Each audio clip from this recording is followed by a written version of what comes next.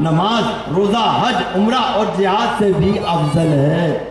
فرمایا کہ لوگ جنت کی خوشبو 500 برس سے سنیں گے، مگر والدین کا نافرمان اور رشتہ داروں سے قطع تعلق کرنے والا محروم رہے گا۔ جبکہ پیارے اسلامی بھائیوں، اللہ تبارک و تعالیٰ قرآن مجید میں تقریباً کم و بیش 7 جگہ ارشاد فرمایا وَبِالْوَالِدَيْنَ احسانًا، اور ماں باپ کے ساتھ بھلائی کرو۔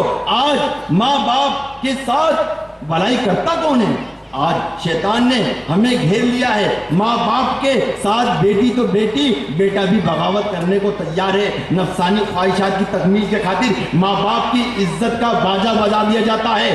وقت گزرنے کے ساتھ ساتھ ان کو قبول بھی کر لیا جاتا ہے اور گھر میں جگہ بھی دے دی جاتی ہے۔ پھر جھوٹ اور غیبت اور چغلیوں سے ظلم و ستم کا بازار گرم رکھا جاتا ہے۔ پھیر لیتے ہیں نظریں جس وقت بیٹے اور بہو، پھیر لیتے ہیں نظریں جس وقت بیٹے اور بہو، اجنبی اپنے ہی گھر میں ہائے بن جاتی ہے ماں۔ پیارے اسلامی بھائیوں، اب میں آپ کو دل ہلا دینے والا واقعہ سناتا ہوں، جس کو میرے پیارے آقا تاجدار مدینہ علیہ السلام نے فرمایا کہ مجھے اتنا کسی عذاب نے رنج و غم میں نہ ڈالا جتنا ماں باپ کے نافرمانوں کے عذاب نے مجھے رنج و غم میں ڈالا۔ میں جنت میں تھا، وہاں میں نے عذاب سے مار پڑھنے والوں کی چیخوں کی آواز سن رہا تھا۔ میں نے ان کے رونے کی آواز سنی تو میرا دل ان پر شفقت سے بھر آیا اور میں نے عرش کے نیچے سجدہ کیا اور اس جگہ ان کی شفاعت کی۔ اللہ عز و جل نے فرمایا، اے میرے محبوب صلی اللہ علیہ وسلم، اپنے سر کو اٹھائیے، میں ماں باپ کے نافرمان کو جہنم سے اس وقت تک نہ نکالوں گا جب تک کہ ان کے ماں باپ راضی نہ ہو جائیں۔ اس کے بعد میں اپنی جگہ واپس آ گیا، ان سے بے پردہ ہو گیا۔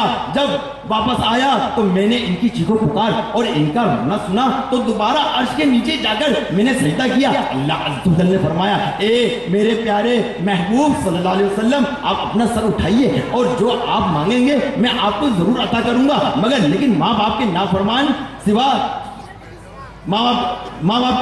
کے سوا کیونکہ وہ جہنم سے نہ نکلیں گے کہ جب تک ان کے ماں باپ راضی نہ ہو جائیں۔ پھر میں اپنی جگہ آ گیا اور میں نے ان کو بھلا دیا۔ اس کے بعد میں نے پھر ان کی آہوزاری سنی اور رونا سنا تو میں نے عرض کیا کہ اے میرے پیارے اللہ عز و جل، دروغہ جہنم کو حکم دے کہ ان کے طبقہ کا دروازہ کھولیں تاکہ میں ان کے عذاب کا معائنہ کروں، کیونکہ میں ان کی چیخوں کی آوازیں سن رہا ہوں۔ رب عز و جل نے فرمایا کہ میں نے اسے حکم دے دیا ہے۔ اس وقت میں مالک کے پاس پہنچا تو اس نے میرے لیے دروازہ کھولا تو میں نے بہت سے لوگوں کو آگ کی شاخوں پر معلق دیکھا اور عذاب کے فرشتے آگ کے کوڑے ان کے پٹھوں ان کی رانوں پر مار رہے تھے اور ان کے پاؤں کے نیچے سانپ اور بچھو دوڑ رہے ہیں جو انہیں ڈستے رہتے ہیں۔ یہ دیکھ کر ان کی شفقت میں رونے لگا اور میں نے تیسری مرتبہ عرش کے نیچے پہنچ کر سجدہ کیا۔ رب عز و جل نے فرمایا کہ ان کا نکلنا بغیر والدین کی رضامندی کے نہیں ہوگا۔ اس وقت میں نے عرض کیا، اے رب عز و جل، ان کے ماں باپ کہاں ہیں؟ اللہ عز و جل نے فرمایا، جنت میں اپنی اپنی منزلوں میں ہیں اور ان میں سے کچھ لوگ اغراف میں ہیں۔ پھر میں ان کے والدین کے پاس پہنچا اور کہا کہ اگر تم اپنے اولاد کو دیکھو جو عذاب کے فرشتے ان پر مقرر ہیں اور وہ انہیں عذاب دے رہے ہیں، میرا دل تو ان کے رونے اور چیخنے چلانے سے بھر آیا۔ یہ سن کر ان کے آبا بیان کیا کہ جو دنیا میں ان کی اولاد سے ان پر گزرا تھا وہ ان کی ماؤں میں سے ایک نے تو یہ کہا، سنو کیا کہا، یا رسول اللہ صلی اللہ علیہ وسلم، ان کو عذاب میں ہی رہنے دیجئے، اس لیے کہ انہوں نے میری اہانت کی اور مجھے گالی دی اور میرا دل پاش کیا اور دنیا اور مال پر قادر تھا اور میں بھوکی رات گزارتی تھی۔ وہ بیوی کو زرق اور برق لباس پہناتا تھا اور میں ننگی رہتی تھی۔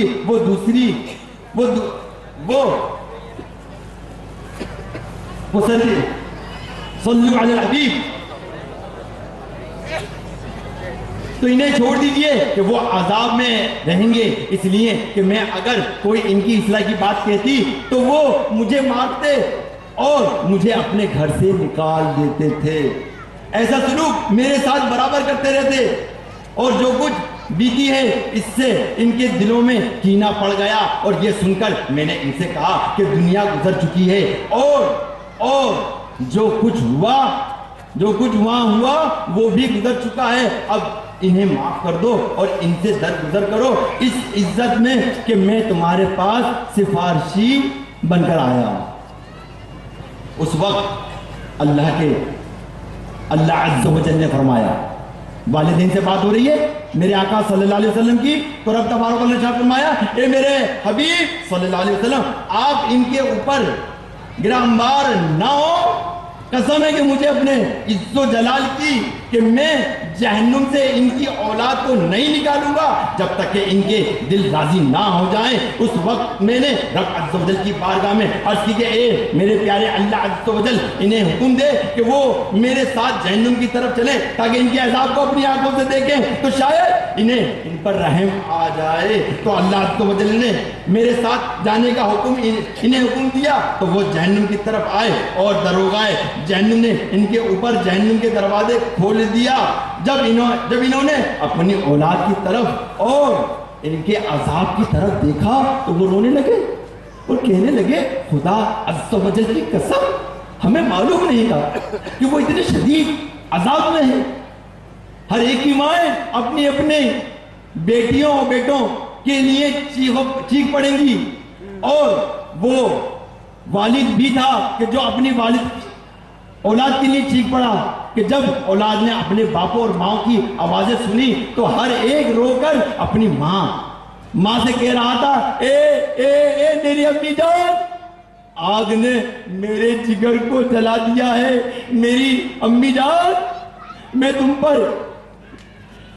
پر اس سے بہت زیادہ آسان تھا اگر میں دھوپ میں بیٹھتا اور ایک گھڑی اس کی حرارت میں رہتا تو تم اسے برداشت نہ کرتی تھی. اے میری امی جان اب تم میرے جسم اور میری ہڈیوں پر رحم نہیں کرتی. یہ سن کر ان کے ماں باپ اور سب رونے لگے اور کہنے لگے اے ہمارے پیارے رسول صلی اللہ علیہ وسلم ان کے لیے شفاعت کیجئے. اللہ تبارک و تعالیٰ نے فرمایا کہ میں ان کو ہرگز نہ نکالوں گا مگر تمہاری شفاعت سے, اس لیے کہ ان پر قہر و غضب تمہاری وجہ سے ہے. تو انہوں نے عرض کیا کہ اے ہمارے معبود اللہ عز و جل, اے ہمارے مالک عز و جل, ہماری اولاد کو جہنم سے نکال کر ہم پر فضل اور احسان فرما.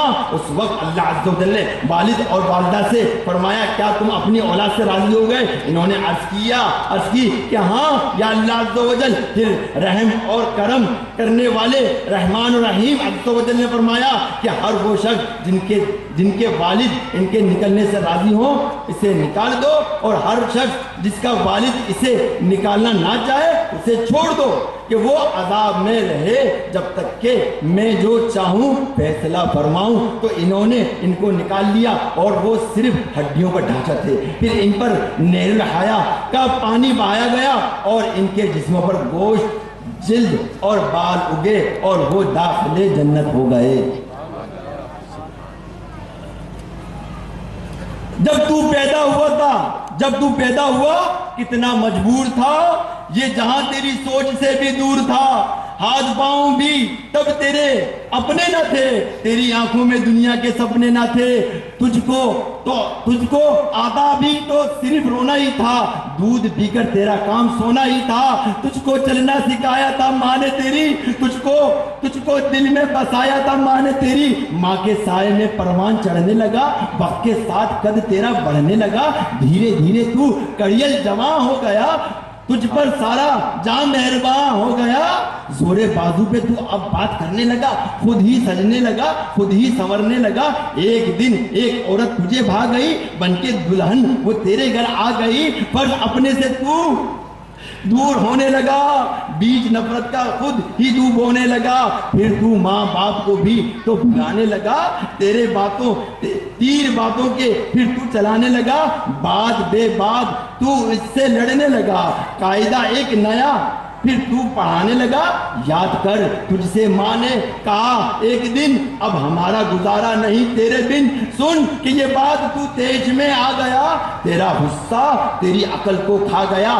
جوش میں آ کے یہ تو نے ماں سے کہا کہ میں تھا خاموش سب دیکھتا رہا. آج کہتا ہوں پیچھا میرا چھوڑ دو, جو ہے رشتہ میرا تم سے وہ توڑ دو. جاؤ جا کے کہیں کام دھندا کرو, لوگ مرتے ہیں تم بھی کہیں جا مرو. بیٹھ کر آہیں بھرتے تھے وہ رات بھر, ان کی آہوں کا تجھ پر ہوا نا اثر. ایک دن باپ تیرا چلا روٹ کر, کیسی بکھری تھی پھر تیری ماں ٹوٹ کر. پھر وہ بے بس اجل کو بلاتی رہی, زندگی اس کی ہر پل ستاتی رہی. ایک دن موت کو بھی ترس آ گیا, اس کا رونا بھی تقدیر کو بھا گیا.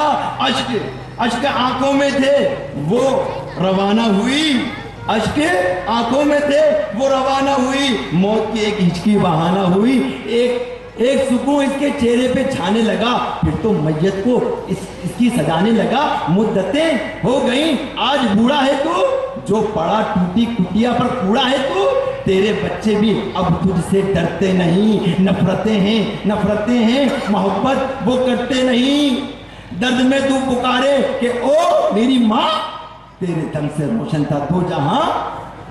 وقت چلتا رہا وقت رکتا نہیں, ٹوٹ جاتا ہے وہ جو جھکتا نہیں. بن کے عبرت کا تو اب نشان رہ گیا, ڈھونڈ لے زور تیرا کہاں رہ گیا. تو احکام رب کو بلاتا رہا, اپنے ماں باپ کو تو ستاتا رہا. کاٹ لے تو وہی تو نے بویا تھا جو تجھ کو کسے ملے, تو نے جو کھویا تھا جو. یاد کر کے گیا وہ دور رونے لگا, کل جو تو نے کیا آج ہونے لگا. موت مانگتے تجھے موت آتی نہیں, ماں کی صورت نگاہوں سے جاتی نہیں. تو جو کھاسے تو اولاد ڈانٹے تجھے, تو ہے ناسور سکھ بانٹے تجھے. موت آئے گی تجھ کو مگر وقت پر, بن جائے گی تیری قبر وقت پر. قدر ماں باپ کی کوئی پہچان لے, اپنی جنت کو دنیا میں ہی جان لے. اور لیتا رہے وہ بڑوں کی دعا, اس کے دونوں جہاں میں اس کے دو جہاں اس کے حامی ہیں خدا. پیارے پیارے اسلامی بھائیوں, اپنے والدین کے ساتھ بھلائی اور اس نے سلوک کرتا ہے تو دنیا ہی سے ہی اجر شروع ہو جاتا ہے. اور اللہ عز و جل کی رحمت اس قدر جوش مارتی ہے کہ انعامات کرامات کی برسات ہو جاتی ہے کہ دنیا کی نعمتیں اس کے گرد جمع ہونے شروع ہو جاتی ہیں. خدمت گزاروں کی دنیا میں زندگی حسین و جمیل اور پرسکون ہو کر گزرتی ہے. ابھی قبر و آخرت کا اجر باقی ہے. دیکھیں کہ دنیا میں ہم نے کوئی نیک عمل کرتے ہیں, یعنی نماز, روزہ, حج, زکوٰۃ, صدقہ, خیرات, نفلی عبادت و دیگر نیک عمل کا اجر قبر و آخرت میں عین الیقین کے ساتھ پائیں گے. جبکہ والدین کے ساتھ محبت اور پیار اور حسن سلوک ہمیں اپنی زندگی سے ہی عین الیقین کے ساتھ ملنا شروع ہو جاتا ہے. زندگی خوشحال ہو جاتی ہے, تنگ دستی قریب سے نہیں گزرتی. رزق میں برکت کے ساتھ ساتھ وسعت بھی ہوتی ہے اور اولاد سے سکون نفع بھی حاصل ہوتا ہے. کیا آپ یہ چاہیں گے کہ ہمارے رزق میں برکت ہو, برکت کے ساتھ ساتھ وسعت بھی ہو, تو زندگی ہماری پرسکون ہو کر گزرے؟ کون چاہتا ہے؟ یقیناً سب چاہتے ہیں. تو اس فارمولے پر عمل کر لیجئے کہ جب والدین چک کریں, جب والدین چک کرے تو تم خوش ہو جاؤ. جب والدین چک کرے تو تم خوش ہو جاؤ, اور وہ ظلم کریں تو دعا کریں اے رب عز و جل آزمائش میں کامیابی فرما. اگر والدین ظلم کریں تو دعا کریں اللہ عز و جل ہمیں آزمائش میں کامیابی عطا فرما, والدین کا تقدس برقرار رکھنے کی توفیق عطا فرما. یہاں تک کہ ناانصافی کریں تو تم صبر کرو, کیونکہ اللہ تعالیٰ ارشاد فرماتا ہے ان اللہ مع الصابرین, کہ بے شک اللہ عز و جل صبر کرنے والوں کے ساتھ ہے اور ہر مشکل کے بعد راحت ہے. یہاں میں آپ کو صادقہ بات کے ایک زمیندار کا واقعہ سناتا ہوں. ایک زمیندار نے اپنی بیوی اور ننھے بیٹے کو اپنے گھر سے نکال دیا تھا. وہ وجہ یہ تھی کہ ماں باپ نے مطلوبہ جگہ شادی نہیں کی تھی. ماں